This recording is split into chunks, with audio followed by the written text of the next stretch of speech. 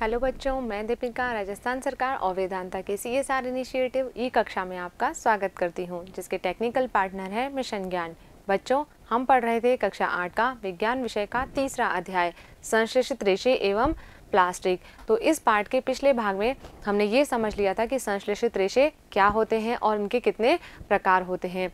ये जो भाग है इसमें हम ये समझेंगे कि प्लास्टिक क्या होता है, कहाँ कहाँ पर इसका उपयोग लिया जाता है और प्लास्टिक जो है किस प्रकार से हमारे पर्यावरण को प्रदूषित कर रहा है, तो इसके उपयोग में हमें जो है किस तरह से विवेक काम में लेना चाहिए। चलिए शुरू करते हैं। बच्चों, आप सभी अपने घर में यानी कि अपने दैनिक जीवन में प्लास्टिक से बनी हुई अनेक वस्तुओं का इस्तेमाल करते हैं। जैसे कि अगर हम बात करें कुर्सी, बाल्टी, डिब्बे या पानी की बोतलें, तो ये सब किसके बने हुए होते हैं? ये प्लास्टिक के बने हुए होते हैं। इस तरह से हम बहुत सारी वस्तुएं अपने घरों में काम में लेते हैं, यानी कि हम प्लास्टिक का जो है दैनिक जीवन में बहुत अधिक उपयोग करते हैं।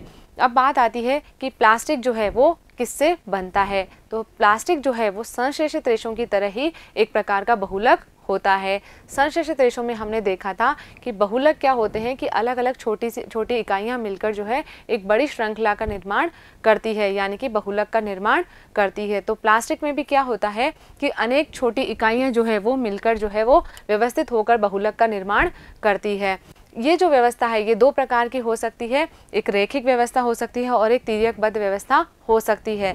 रेखिक की अगर हम बात करें तो इस तरह से ये लंबाई में ही एक रेखा के रूप में बढ़ती है, और जो तिर्यकबद्ध यानी कि क्रॉसबद्ध व्यवस्था होती है इसमें जो है इस तरह की इकाइयां जो है क्रॉसबद्ध रूप में व्यवस्थित होती है। तो इन दोनों ही व्यवस्थाओं के द्वारा जो है प्लास्टिक का निर्माण होता है। तो प्लास्टिक जो है वो अलग अलग आकृतियों में ढाला जा सकता है, यानी कि प्लास्टिक जो है उसे सांचे में ढालकर हम जो है अलग अलग आकृतियां बना सकते हैं। इसके अलावा प्लास्टिक को जो है पुनः चक्रित किया जा सकता है। अब हम क्या कर रहे हैं, प्लास्टिक को अलग अलग आकृतियों में ढाल रहे हैं, तो पुनः चक्रण इसका कर सकते हैं। क्योंकि प्लास्टिक नरम है तो पिघलाकर हम क्या करेंगे, उसको पुनः उपयोग में ले लेंगे, यानी कि हम इसका पुनः चक्रण भी कर सकते हैं और पुनः उपयोग में भी इसे लिया जा सकता है।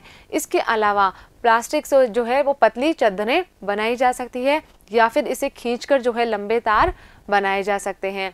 इसी के साथ साथ हम आजकल जो है घरों में बहुत अधिक उपयोग में काम में लेते हैं पॉलीथीन को। तो पॉलीथीन क्या है, ये जो है पॉली प्लस एथीन दो शब्दों से मिलकर बना है, यानी कि इस पॉलीथीन में जो है वो एथीन की इकाइयां काम में ली जाती है। इस तरह की पॉलीथीन जो है बाजार से हम सामान लाते वक्त बहुत अधिक उपयोग में लेते हैं। तो पॉलीथीन भी क्या है, प्लास्टिक का ही एक प्रकार है। चलिए अब बात करते हैं हम कि प्लास्टिक जो है कितने प्रकार का होता है। जब हम घरों में प्लास्टिक का इस्तेमाल करते हैं तो हम देखते हैं कि कुछ प्लास्टिक जो होते हैं वो बहुत ही नरम होते हैं, यानी कि उससे बनी हुई वस्तुएं जो होती है वो आसानी से मोड़ी जा सकती है, जबकि कुछ प्लास्टिक जो होते हैं वो आसानी से नहीं मुड़ते हैं। तो अगर हम इसके प्रकार की बात करें तो ये दो प्रकार का है, थर्मोप्लास्टिक और थर्मोसेटिंग प्लास्टिक। यानी कि थर्मोप्लास्टिक जो है ये प्लास्टिक जो होता है वो नरम होता है और इसे पिघलाकर जो है अलग अलग आकृतियों में ढाला जा सकता है। यानी कि थर्मोप्लास्टिक की जब हम बात कर रहे हैं तो क्या है, ये गर्म करने पर पिघल जाता है, और जब ये पिघल रहा है तो हम क्या कर सकते हैं, इसे बार बार जो है अलग अलग आकृतियों में ढाल सकते हैं। इसके उदाहरण जो हैं वो हैं पॉलीथीन और PVC। तो ये दोनों ही जो हैं उदाहरण इसके, तो ये थर्मोप्लास्टिक के हैं जिनको हम क्या कर रहे हैं, बार बार पिघलाकर जो है अलग अलग आकृतियों में ढाल सकते हैं। अगर हम इसके उपयोग की बात करें तो उपयोग जो है ये प्लास्टिक के खिलौने या फिर हमारे घरों में हम जो कंघी आदि इस्तेमाल करते हैं, यानी कि ऐसी वस्तुएं जो आसानी से मुड़ जाती है। बच्चों के खिलौने जो आते हैं वो इस तरह की वस्तुएं थर्मोप्लास्टिक से बनाई जाती है। इसी के साथ साथ जो पानी की बोतल आती है जो हम आसानी से उसको हम पिचका सकते हैं, वो या डिब्बे आदि बनाने में थर्मोप्लास्टिक का इस्तेमाल किया जाता है। अगला जो है हमारा वो है थर्मोसेटिंग प्लास्टिक। तो ये जो थर्मोसेटिंग प्लास्टिक होता है ये थोड़ा दृढ़ होता है, ये आसानी से नहीं मोड़ा जा सकता है और गर्म करने पर जो है वो ये पिघलता नहीं है। तो इसीलिए हम इसे जो है एक बार जब हमने इसे एक आकृति में ढाल दिया तो हम इसे गर्म करके जो है दूसरे आकार में नहीं ढाल सकते, क्योंकि ये गर्म करने पर पिघलता नहीं है। उदाहरण हम इसके देखें तो इसके उदाहरण है बेकेलाइट और मेलामाइन। तो उपयोग अगर हम इसके देखें तो बेकेलाइट का उपयोग जो है वो हमारे जो स्विच होते हैं, हमारे घरों में बिजली के जो स्विच होते हैं इस तरह से, उसको बनाने में इसका उपयोग किया जाता है।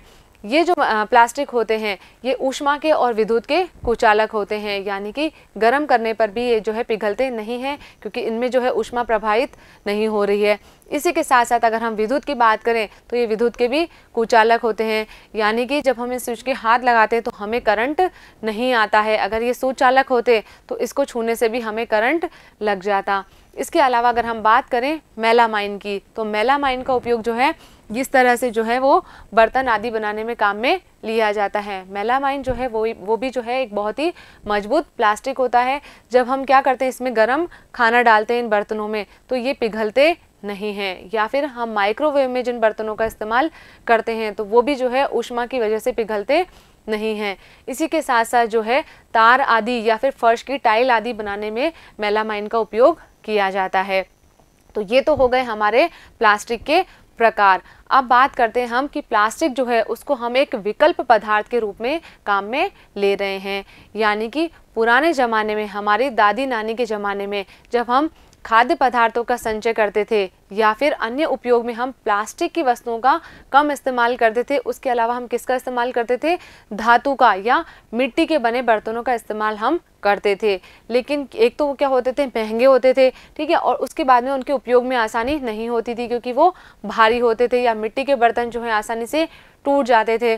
तो इसके लिए हमने क्या किया, विकल्प पदार्थ के रूप में किसको इस्तेमाल किया, प्लास्टिक को। क्यों? क्योंकि ये वजन में हल्के होते हैं, टिकाऊ होते हैं और आसानी से उपलब्ध हो जाते हैं। तो हम अपने दैनिक जीवन में प्लास्टिक का उपयोग जो है एक विकल्प पदार्थ के रूप में करते हैं। अब कहाँ कहाँ हम इसको काम में लेते हैं, हम खाद्य पदार्थों के संचय में, यानी कि रसोई घर में जो है हम जो खाद्य पदार्थ हैं, हमारे मसाले हैं या फिर अन्य जो अचार आदि हैं, उनके संचय में हम प्लास्टिक के डिब्बों का उपयोग करते हैं। इसके अलावा फर्नीचर में, हमारे घरों में जो कुर्सियाँ या टेबल आदि होती है वो भी प्लास्टिक की बनी हुई होती है, तो फर्नीचर में भी प्लास्टिक का इस्तेमाल होता है। इसके साथ साथ सजावटी वस्तुओं में जो फूलदान है प्लास्टिक के, या प्लास्टिक के फूल भी आते हैं, या अलग अलग झालर आदि जो है जिनका उपयोग हम घर को सजाने में काम में लेते हैं, तो वो भी किसके बने होते हैं, प्लास्टिक के। इसी के साथ साथ वाहनों के पार्ट्स बनाने में, स्कूटर, मोटरसाइकिल या कार या फिर वायुयान, इनके विभिन्न पार्ट्स जो हैं वो प्लास्टिक से बनाए जाते हैं। अब हम क्या कर रहे हैं, प्लास्टिक को जो है एक विकल्प पदार्थ के रूप में काम में ले रहे हैं। तो कौन कौन से गुण हैं इसके अंदर, सबसे पहला जो है प्लास्टिक जो है वो अनअभिक्रियाशील होता है, यानी कि प्लास्टिक जो है वो जल और वायु से अभिक्रिया नहीं करता है। अगर हम बात करें लोहे की, तो लोहा क्या करता है, वायु और जल के संपर्क में आता है तो उसमें जंग लग जाती है, यानी कि धीरे धीरे वो संक्षारित होने लगता है। लेकिन प्लास्टिक जो है वो इनसे अभिक्रिया नहीं करता है, तो इसका संक्षारण जो है वो आसानी से नहीं होता है। तो इसलिए विभिन्न रसायन या फिर खाद्य पदार्थों के संचय में प्लास्टिक का उपयोग किया जाता है। इसी के साथ साथ प्लास्टिक जो होता है हल्का होता है, प्रबल होता है और चिरस्थायी होता है, यानी कि वजन में जो है बहुत ही हल्का होता है। अगर हम मिट्टी के बर्तन की बात करें तो वो वजन में भारी होते हैं। प्रबल यानी कि ये मजबूत भी होता है, जल्दी से टूटता नहीं है। मिट्टी का बर्तन अगर गिर गया तो वो टूट जाएगा, लेकिन प्लास्टिक का बर्तन जब गिर जाता है तो वो आसानी से टूटता नहीं है, और ये जो लंबे समय तक जो है चलने वाले होते हैं। इसी के साथ साथ ये धातुओं से सस्ते भी होते हैं, तो इनका उपयोग जो है वो उद्योगों में या दैनिक जीवन में घरों में अधिक किया जाता है। अगला गुण हम देखें तो प्लास्टिक जो होता है वो ऊष्मा और विद्युत का कुचालक होता है, यानी कि इनमें से ऊष्मा और विद्युत जो है वो प्रवाहित नहीं हो पाती है। तो इसीलिए जो बिजली के स्विच हैं उसको बनाने में प्लास्टिक का उपयोग किया जाता है, या फिर जो बिजली के तार होते हैं तो उनके ऊपर प्लास्टिक का आवरण चढ़ाया जाता है, क्योंकि वो क्या हैं, विद्युत के कुचालक हैं, तो उनको छूने से करंट नहीं लगता है। इसके अलावा जो हमारे घरों में बर्तन काम में लिए जाते हैं जैसे कि कुकर, कढ़ाई आदि, तो इनके जो हैंडल होते हैं वो भी प्लास्टिक के बने हुए होते हैं, क्योंकि हमारा जो बर्तन है वो तो धातु का बना है, और धातु जो है वो ऊष्मा की सुचालक होती है, तो बर्तन जो है हमारा आसानी से गर्म हो जाता है। लेकिन ये जो प्लास्टिक की पदार्थ है ये क्या है, ऊष्मा का कुचालक है, तो जो हैंडल है वो जल्दी से गर्म नहीं होते हैं, तो उनको बनाने में प्लास्टिक का उपयोग किया जाता है। अब बात यह है कि प्लास्टिक जो है हमारे दैनिक जीवन में बहुत अधिक काम में आ रहा है। इसी के साथ साथ चिकित्सा क्षेत्र में भी जो अलग अलग जगह पर, जैसे कि गोलियों को पैक करने में या फिर सिरिंज बनाने में, दस्ताने बनाने में, या फिर जो टाँके लगाए जाते हैं जब ऑपरेशन आदि किया जाता है तो जो टाँके लगाए जाते हैं तो उसके जो तार होते हैं वो भी प्लास्टिक के बनाए जाते हैं। इसी के साथ साथ माइक्रोवेव में जो बर्तन काम में लिए जाते हैं वो भी किससे बनते हैं, प्लास्टिक के बने होते हैं, लेकिन ये ऊष्मा के कुचालक होते हैं। तो इनमें जो खाद्य सामग्री है वो तो पककर तैयार हो जाती है, लेकिन इन बर्तनों को कोई नुकसान नहीं होता। इसके अलावा अगर हम देखें, घरों में हम नॉन स्टिक बर्तन काम में लेते हैं तो उनके ऊपर जो है एक विशेष प्रकार की परत चढ़ाई हुई होती है, जिससे क्या होता है कि जल और तेल जो है वो इस पर चिपकता नहीं है। तो वो किसकी होती है, वो बनी होती है टेफ्लॉन की। टेफ्लॉन की परत जो है उन बर्तनों पर चढ़ा दी जाती है, जिससे हमारा जो खाना है वो उन बर्तनों में चिपकता नहीं है। तो ये सब जो उपयोग हैं ये किसके उपयोग हो गए, प्लास्टिक के। तो हमें ये समझ में आ गया कि प्लास्टिक जो है एक बहुत ही उपयोगी पदार्थ है, लेकिन इसी के साथ साथ ही ये क्या भी करता है, हमारे पर्यावरण को प्रदूषित भी करता है। कैसे प्रदूषित करता है, चलिए देखते हैं। जो हमारे घरों में जो कचरा निकलता है उसमें से कुछ कचरा ऐसा होता है जो प्राकृतिक प्रक्रिया यानी कि जीवाणुओं के द्वारा जो है अपघटित हो जाता है, उसे हम कहते हैं जैव निम्नीकरणीय पदार्थ। जैसे कि अगर हम बात करें, सब्जियों के छिलके हैं या फिर बचा हुआ खाना है या फिर जो पेड़ पौधे हैं उनकी सूखी पत्तियां हैं, जीव जंतुओं के अवशेष, गोबर आदि हैं, ये सब क्या होते हैं, धीरे धीरे अपघटित हो जाते हैं। तो ये कौन सा कचरा हो गया, हमारा जैव निम्नीकरणीय कचरा। लेकिन अगर हम बात करें प्लास्टिक की थैलियों की या प्लास्टिक के डिब्बे, बोतल या कांच की बोतलें हैं, ये जो कचरा है ये प्राकृतिक प्रक्रिया के द्वारा अपघटित नहीं होता है और ये लंबे समय तक पर्यावरण में उपस्थित रहते हैं। तो इन पदार्थों को हम कहते हैं अजैव निम्नीकरणीय पदार्थ। तो प्लास्टिक जो है एक अजैव निम्नीकरणीय पदार्थ है, जिसकी वजह से कचरा जो है वो बहुत ज़्यादा मात्रा में फैलता है। तो प्लास्टिक जो होता है ये क्या है, आसानी से अपघटित नहीं होता है। इसी के साथ साथ जब हम इसको जलाते हैं तो ये एक विषैली गैस उत्पन्न करता है, और इसी के साथ साथ क्योंकि अपघटित नहीं हो रहा है तो ये क्या कर रहा है, पर्यावरण को भी प्रदूषित कर रहा है। हम देखते हैं कि कई जगह पर जहाँ पर कचरा डाला जाता है तो वहाँ पर इस तरह से प्लास्टिक का जो है बहुत सारा अवशिष्ट जो है इकट्ठा रहता है और वो जो है वहाँ पर सड़ता रहता है, अपघटित नहीं होता है। तो ये जो प्लास्टिक है ये क्या कर रहा है, पर्यावरण को प्रदूषित कर रहा है। अब बात आती है कि ये पर्यावरण को प्रदूषित कर रहा है तो हम क्या करें, इससे बचने के लिए हमें जो है